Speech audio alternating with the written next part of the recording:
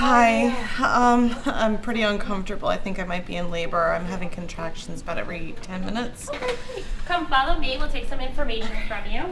Ideally, if you think you need to come to labor and delivery, either because you're in labor or even perhaps because you have a scheduled cesarean section, the team will know ahead of time that you're coming and will be prepared for you when you arrive on the unit. The first thing it is done is that you're greeted on labor and delivery.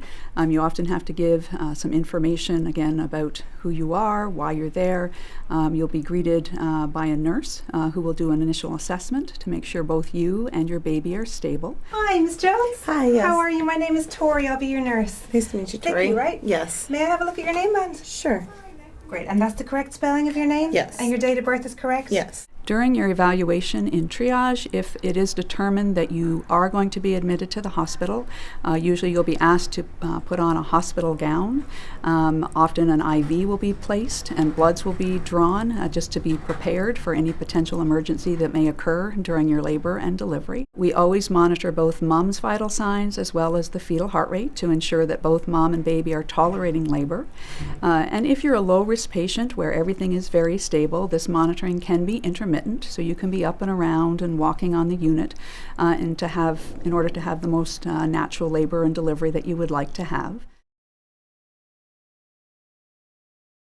During your labor, your nurse really is your go-to person. She's the person that's going to be with you more than anybody, apart from your birth partner. Your nurse may have more than one patient, so she might not be in your room the entire time, but it's important to remember that thanks to our centralised monitoring systems, all of our nursing staff will be able to see both your vital signs and a tracing of your baby's heart rate along with your uterine activity from multiple points across the unit. We try to give you continuity to have the same nurses throughout. However, apart from your nurse, you will also meet your obstetrician. It is important to remember with your obstetrician that you may not be delivered by your primary obstetrician. Sometimes one of their colleagues may deliver you, especially if they work as part of a practice.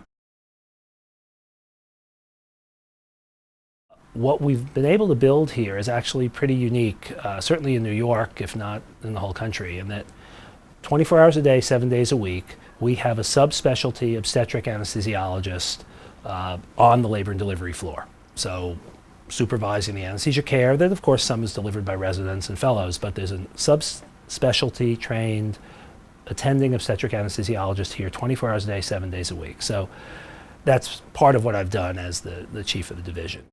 I'm Dr. Smiley, I'm the anesthesiologist here today. I just wanted to come, Dr. Smith told me you had just arrived. I figured I'd come say hello and sort of check you in, if you will, from the anesthesia point of view, okay?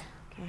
You may or may not want anesthesia or pain relief for labor, but either way, we like to see everyone and at least make sure we know who's here, okay? Okay. Is that all right? Yes. About 80 or 85% of the patients here in labor get pain relief from an anesthesiologist. So I guess the first answer is, well, most women do, so it wouldn't be a terrible decision to do that. But certainly some don't. They just decide not to, and you can make the decision as you go along. But I'd say most women get seen by an anesthesiologist within an hour or two of arriving on the labor and delivery suite. I'd say approximately 50% of the women who come in here in labor and delivery know or think they know that they want an epidural, and that's what they tell us, that I'm going to want pain relief in labor.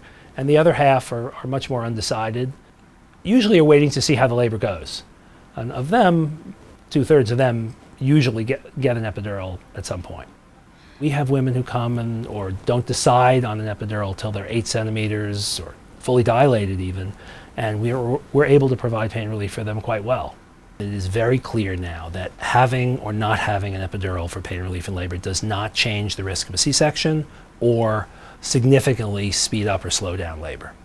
The other issue that's related is that many women were told, and frankly many places are still told, that they need to be a certain number of centimeters dilated before they're allowed to have an epidural, because if they get an epidural too early, supposedly that will slow the labor.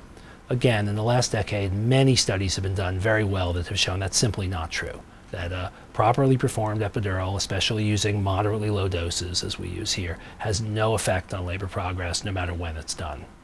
A traditional epidural will take about 10-15 minutes to really kick in and relieve the labor pain. We have techniques now that can work within 2 or 3 or 4 minutes, and that work particularly well in late labor when traditional epidurals take an even longer time to work. Those usually involve injection of medication into the spinal fluid, and they're called combined spinal epidurals or just spinal anesthetics. And we do a lot of that here. Here we go. Okay, so make sure you take some nice deep breaths. Okay. Try your best to relax. Maybe I'll even just put your head down slightly. Typically, the obstetrician comes in to see the expectant mom in the labor room after they've been admitted and all of the admission procedures are completed. You typically will see your provider or one of their partners when you're in the active phase of labor. Prior to that point, you may be taken care of by one of our resident physicians who are basically our eyes and ears when you're at the hospital. After the baby is delivered, the parents will have an opportunity to spend some time with their baby. There will be an opportunity to bond and initiate breastfeeding if that's something that they care to do. There's also an opportunity for the nurse to evaluate the baby and perform some routine procedures. The baby will be weighed, we have a vitamin K injection that's administered, and also an eye ointment that's placed as routine for all deliveries.